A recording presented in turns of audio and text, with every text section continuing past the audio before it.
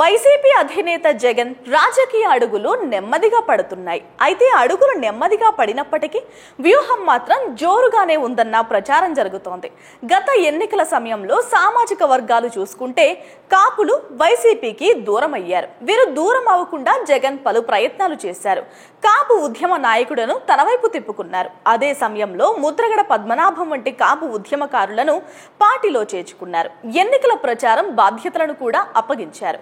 కాపు సంక్షేమ సేన అధ్యక్షులు మాజీ ఎంపీ హరిరామ జోగయ్య కూడా పరోక్షంగా వైసీపీకి సహకరించారన్న విమర్శలు ఉన్నాయి. ఇక ఇంత చేసినా కాపుల ఓటు బ్యాంకు మాత్రం వైసీపీ వైపు పడలేదు. ఈ నేపథ్యంలోనే కాపులను మచ్చిక చేసుకునేందుకు జగన్ ప్రయత్నాలు ప్రారంభించారు.